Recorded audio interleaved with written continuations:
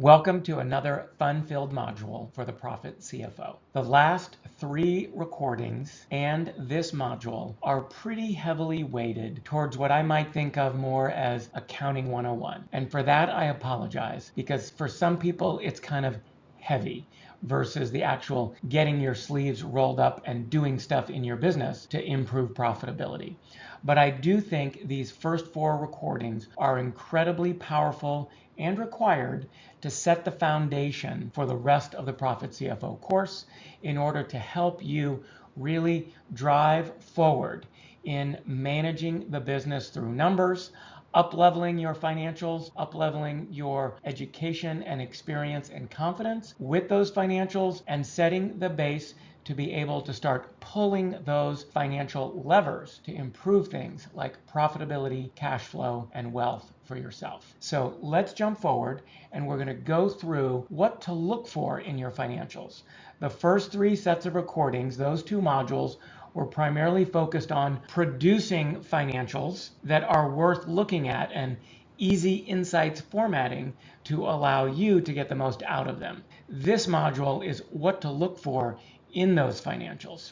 So let's jump ahead. So some of you may have thought that I kind of didn't explain why we were doing all that stuff that we've been doing so far. Let me tell you why.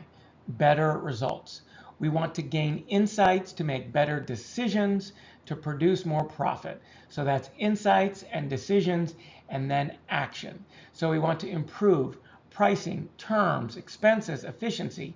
It's this action that drives the business forward, and we need to base that action on numbers and data if we want to do those things correctly.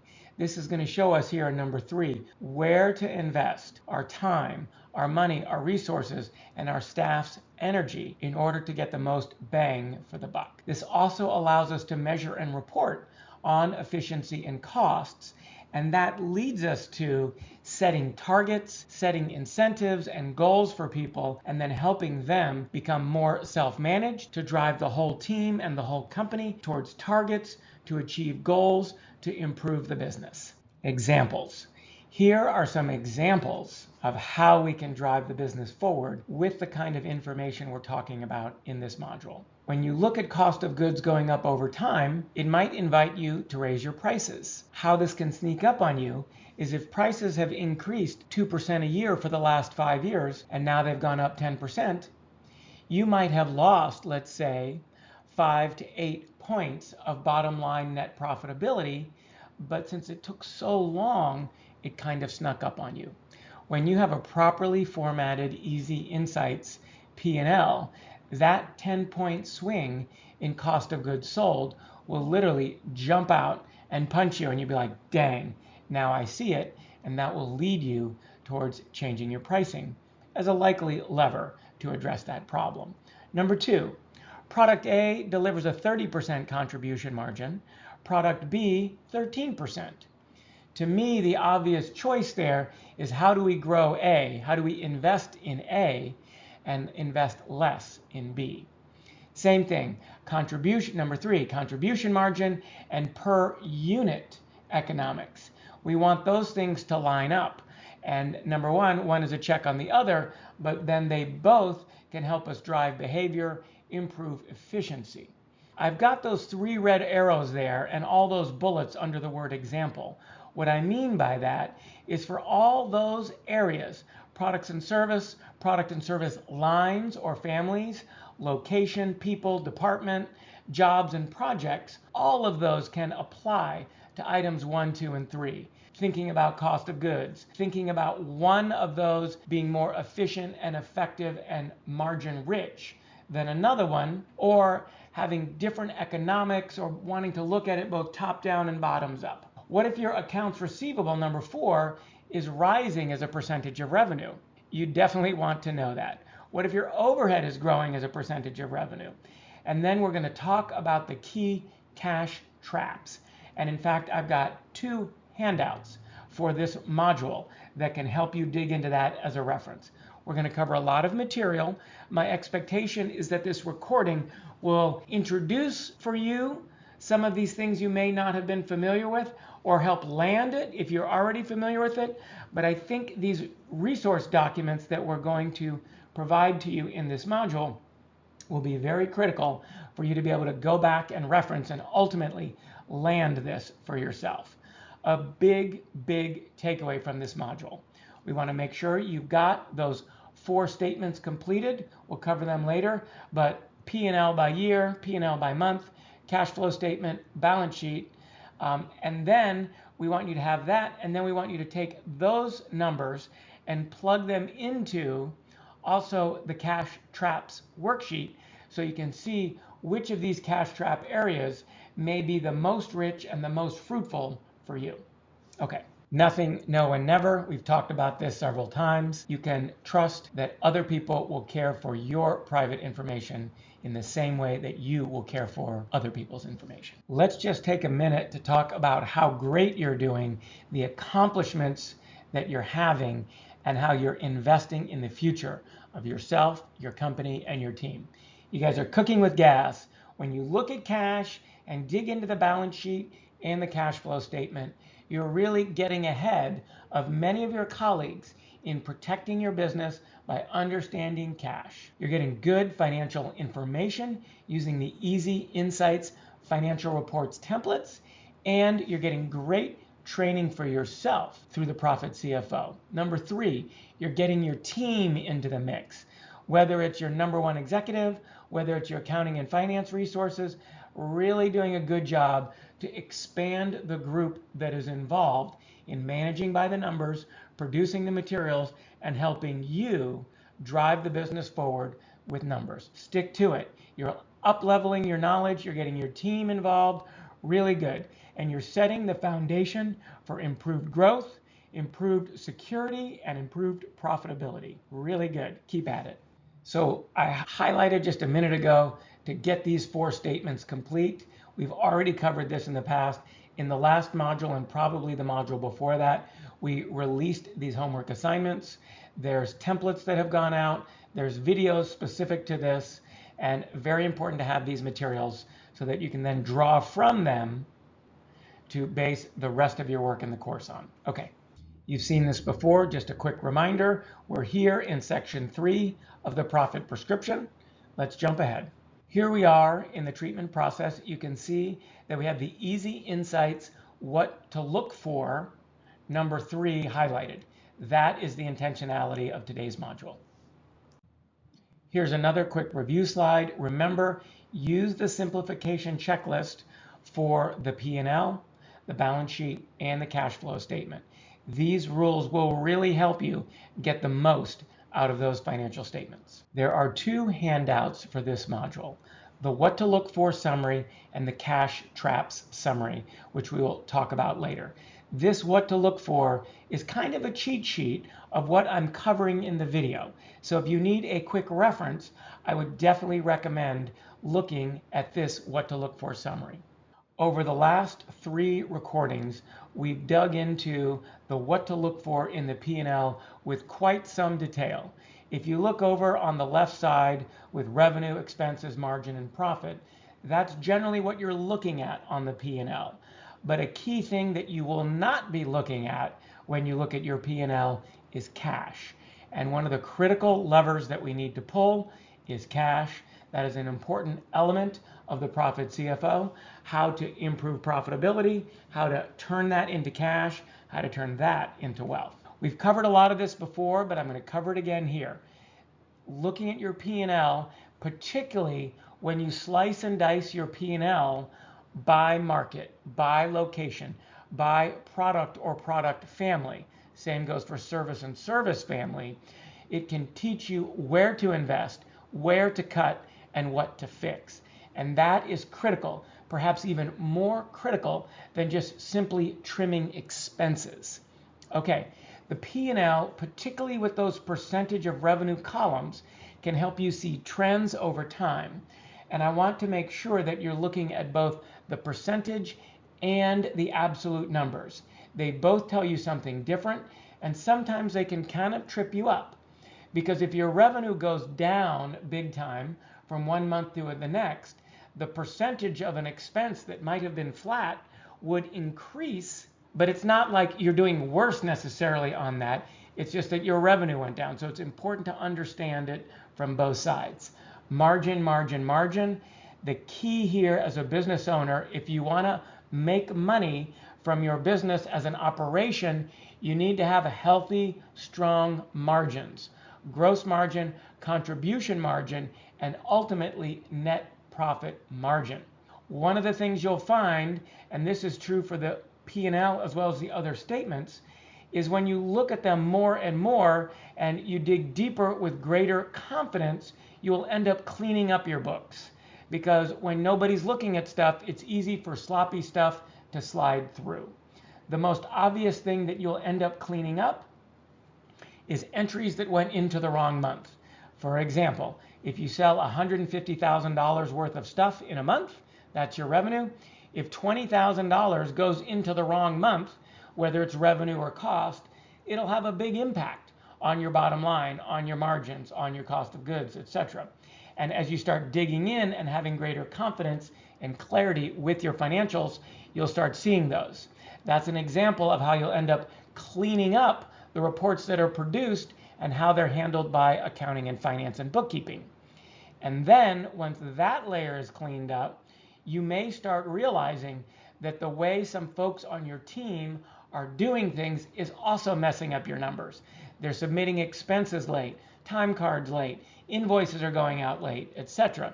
Some of that sits with accounting, but sometimes a lot of that sits with how your business operates, how your people do what they're supposed to do or don't do it. So that's step one, getting accounting cleaned up, then getting internal operations cleaned up, and then ultimately that can even lead to how you ask your suppliers and vendors, or possibly even customers, to interact with you. Because as you look deeper and deeper through your financials, you might be realizing that a vendor that doesn't invoice you for work they did in January artificially makes January look good until they finally bill you in March, and then all of a sudden that good January you thought you had sucked. You don't want them to be doing that. You want to figure out how to deal with that. And here with the P&L, very, very important, I think I touched on this, to slice and dice. By customer, by market, by product, service, product or service family, as well as time. This can really, really show you a lot. Show me the cash. Remember, cash is not on the balance sheet. So now we're going to go look at a couple of P&Ls, and I'm just going to point out some of these things with those charts and tables. So here is a simplified P&L. It does not have the data restructured to show contribution margin, but it is some pretty rich data. Now again, note here that we've got our percentages in these columns, and that allows us to track changes over time. So if you notice here, you've got your revenue almost doubling over a period of 2 years. Now note, some things that are a flat cost change as a percentage basis quite a bit because revenue has gone up. Let's take a look at total officers payroll, 240, 220, 273. Notice, however, that as a percentage it goes from 25 all the way down to 15 and stays about the same at 15% here. What's happening is that even though total officers payroll is in very broad strokes staying similar on a percentage basis, because the top line has almost doubled, the percentage number here has been cut in half. That is an example of how the percentages sometimes might lead you astray when there's a big change in top line revenue. On the flip side, we'll just do 1 year to another year. If you look here in 2023, you've got your total cost of goods sold, 820 is 55% of revenue. But boom, over here, 1.1 becomes 62%. That is basically 7 points of potentially missed net profitability that has flowed into cost of goods sold. And that's why you see gross profit from basically 45 dipping by 7 points to 38. Very critical. So what are some of the other things we want to see here? Now note, this is time series, so it shows you by time. But you could also have this be by customer market segment, by location, by product family. And that would be very, very instructive as you're thinking about which product family, which location to invest more in or to de-invest from. Very good now. And again, we really want to be looking at these margin percentages. Gross profit margin. This does not show contribution margin, but the next one will. Total expense percentages. Net operating income. Net income. Very, very good. So I will just point out here that some of these lines, materials here, roughly 20%. Subscription and monitoring, 13%. Total cost of goods sold, 36%. Tech payroll, 26%. I would like to see these maybe broken out, each one of these into maybe 2 or 3 lines. And then up here, total income. This probably deserves to be broken out into maybe 3 to 10 lines to help explain what are the sources of that income. Can be very, very instructive, because sometimes this 100% or 1.8 million can mask one core element going up and another core element going down. So that's why I like to break up these big numbers here, typically in the areas of cost of goods sold, income, and maybe payroll. So I just want to show you another example of a P&L. This one, as you can see, has been reformatted so that it does explain contribution margin. Revenue minus cost of goods is gross profit minus these variable operating expenses. Commissions, credit card fees, delivery, travel for each job gives you a variable expense, gives you a contribution margin.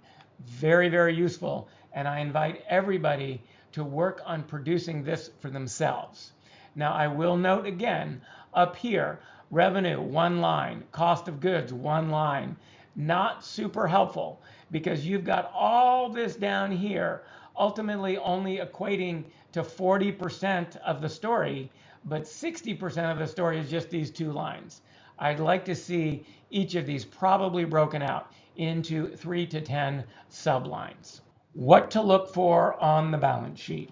You can see these points right here: accounts receivable, inventory, CapEx or capital expenditure, sometimes called property, plant, and equipment, PPE, AP for accounts payable, debt, all of these stuff. I will say, if you've heard of days of receivables outstanding, AR days, receivable days, anything like that, you need to go to the balance sheet to be able to calculate days outstanding, whether it's receivables, inventory, payables, etc. This is very powerful stuff. It helps you set a target and a metric to try to bring down accounts payable to improve collections. So the balance sheet is where we look for the ultimate financial health of the company. Very, very important.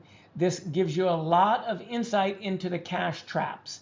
It is the total stock, the total amount, for example, of accounts receivable held at any one time. Different from the cash flow statement, which talks about the change in accounts receivable, for example, from one time point to the next time point. This is where you get your days of AR. Very, very important, and the key to better collections. We will be having for this module a blank template for you to fill out to help you identify what your cash traps are, which will help inform which of the upcoming modules will be most effective for you. For example, pricing or terms or collections, efficiency, expenses, etc. Debt. This is where the chickens come home to roost. You definitely want to keep a keen eye on debt if your company has a significant amount of it. Again, building your balance sheet helps you build your wealth. It allows you to be bankable if you need to borrow, and protects you from trouble in the event of a downturn. So let's look forward at balance sheet. Okay, here is an example balance sheet. If we take a look, you can see that accounts receivable in 2022, 200,000. In 2023, 220, 2024, 250. So basically, accounts receivable is growing. Now, in this case, it is growing as a percent of assets, in fact. Now, I am recommending that people have this column be a percent of revenue. Percent of assets is more commonly used, but I think for most of you who don't have very involved capital stacks and debt structures and things like that, I think percent of revenue is going to be more instructive for you. Here we have inventory. Again, you can see this case, it's relatively flat. Now I've got prepaid expenses, total current assets. This, well, ignore that total current assets one. Property, plant, and equipment, you can see 400, 420, 450. What's going on here is that this company has an increasing amount of accounts receivable, about the same amount of inventory. Their prepaid expenses are actually going down, probably good. And their capital expenditure or property, plant, and equipment is also going up. The net effect of that is that their need for working capital, the amount of cash tied up in the business, is going up, which means the amount of cash generally that's being thrown off as cash is going down, and this can create pressure on your cash flow, requiring you to borrow, requiring you to grit your teeth and freak out at payroll time or end of year when you have to pay income taxes, etc. Okay, what to look for as far as cash flow. Here under these bullets, again, accounts receivables, inventory, CapEx or capital expenditures, payables, debt service, and interest. These are some of the key cash traps. Very important for you to get into, to understand. So everyone is going to use their cash flow statement to see where they have cash traps in their business and if it's hurting them from a cash flow or working capital perspective.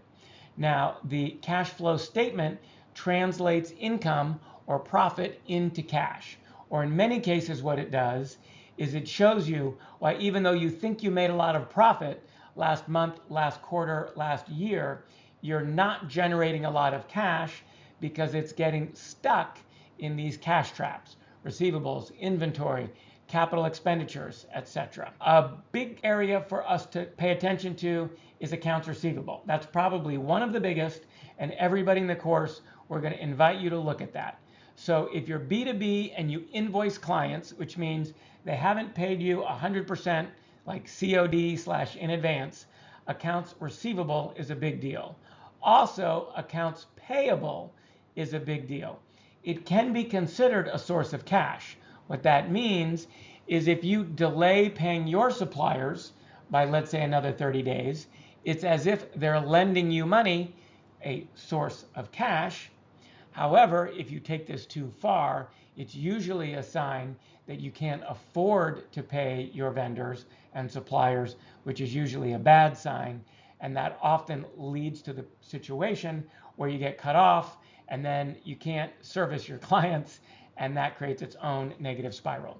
Now here, number 4, growth eats cash. You'll see that very commonly as a company grows, and if it grows quickly, it grows so fast that it has a real struggle keeping up with the cash necessary to run operations. It sucks up a lot more working capital, and people need to borrow or they get stuck. The flip side of that is thicker, fatter, richer margins and profitability dramatically improves cash flow and makes it easier to meet payroll commitments and pay your vendors on time, etc. So cash flow conversion and cash, a very, very big deal, and you're going to start learning about that from the cash flow document and the balance sheet document, because cash, it's just not on the P&L. All right, the cash flow statement is a biggie. Up here on the top, you see net income. Most cash flow statements will start with net income or profit or income contributed from operations, etc. Now, this is then affected or translated from profit to cash by a series of entries noting the change in a certain amount of working capital on that item. So for example, this company in January of 2024 generated $10,000 of net income, but from their starting point to their ending point, they got $7,000 more of accounts receivables, which means that of that $10,000 they sold, they've only actually collected on a total of $3,000 of additional receivables. That means their receivables from the beginning to the end of the period have gone up by $7,000. So they've only really collected $3,000 in cash from their customers. And then here in inventory, they've essentially plowed that $3,000 into additional inventory. Here in accounts payable, they have stretched out their own vendors by $5,000. So for example, if at the beginning of the period they owed $8,000 for prior purchases, now they owe $13,000, essentially borrowing from their vendors. Okay, here is capital expenditure. They have essentially spent $8,000 on additional property, plant, and equipment, or capital expenditures, trucks, heavy equipment, whatever. So the net of it is, even though they sold $10,000, instead of getting another $10,000, they've actually lost $4,000 in cash in their bank account through all of these entries. Very, very critical to look at accounts receivables, inventory, accounts payable, capital expenditure, and owner distribution. Very, very important. Red flag: if your receivables are growing faster than your sales, you are financing your customer's business. You are loaning them money. That's super expensive. Okay, I want to point your attention to a handout that we'll be providing in this module called Cash Traps. You don't need to read the document in tiny letters on this slide because it will be provided for you, and we'll go over a few of the elements in the next few slides. But I want to highlight that it's there, and I want you to refer back to it. I think it's often easier to refer to a handout than it is to use a video as reference, and that's why we're providing it. This goes through several of the most important areas that businesses get their cash stuck, and you don't want to get your cash stuck here. Okay, we're going to walk through this slide in a little bit of detail to explain how one of the most important cash traps, which is accounts receivable, can affect your company. So just note up here, when you make a sale on credit, which means you do something and invoice the client versus getting paid right then or getting paid in advance, revenue goes up on the P&L. So the P&L shows you made money. This assumes accrual-based accounting. And then the balance sheet shows an increase in accounts receivable. The cash flow statement shows the accounts receivable, but basically does not show any improvement in cash. So it's sort of a net negative on cash. As long as that payment is still outstanding, the revenue is recognized, cash has not been received, and it ties up cash. This is an example, as it goes longer and longer, of a problem with collections or accounts receivable or days of receivable or AR outstanding. Okay. Then when you collect payment from the customer, it actually does not show up on your P&L. It makes your accounts receivable go down on your balance sheet, and it makes cash go up as you collect the cash.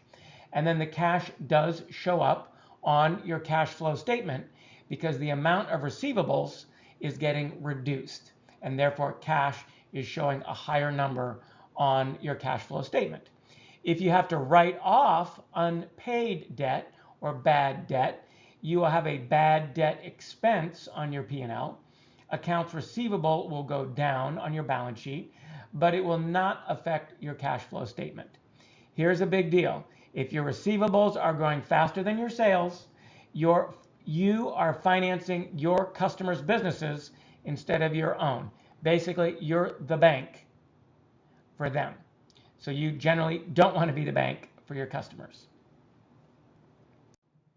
So we're going to more quickly go through inventory and capital expenditure in this slide and the next slide.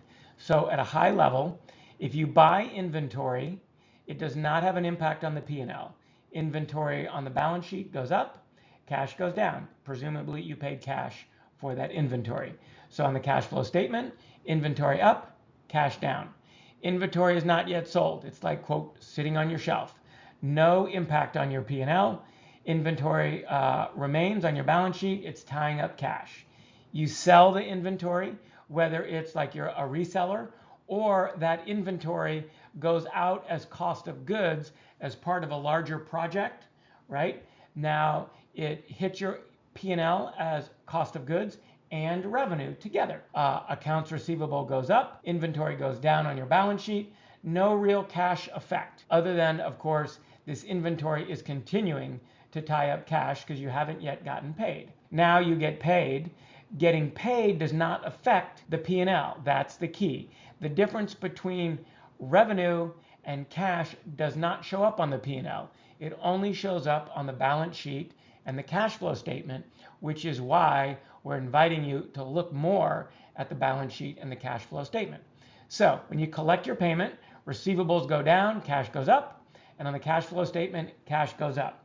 Remember, big red flag here. When inventory is growing faster than sales, you're stocking up. Now, stocking up is not always a bad idea. It almost always sucks up working capital unless you're buying that inventory on some kind of credit, which usually has its own type of costs. Remember, every dollar in unsold inventory is a dollar not available for payroll, marketing, owner distributions, etc. Okay, we're going to go through the same idea with capital expenditure or property, plant, and equipment. So you purchase equipment, it does not show up on the P&L. These are capital pieces of equipment, things, durable goods, things that last more than 1 year and are therefore not expensed. So your PPE or your CapEx or your equipment goes up, cash goes down, assuming you did not buy it on credit. Cash is going out. It's an outflow of different versions of investing activities. You're using the equipment over time, not really an impact on the P&L, with the exception of often there is a depreciation expense. You're using the equipment over time. It's generally not hitting the balance sheet other than depreciation expense, and it's not hitting the cash flow statement, including depreciation expense, except sometimes there is like an add back, because if there's a depreciation expense on the P&L, it is then added back to the cash flow statement. When you sell or dispose of it, you then have a P&L impact on that pretty much across all three of these statements. So remember, if you buy something that is a long-lived good or capital equipment, it hits cash, but not directly your P&L, but it does hit the P&L through depreciation.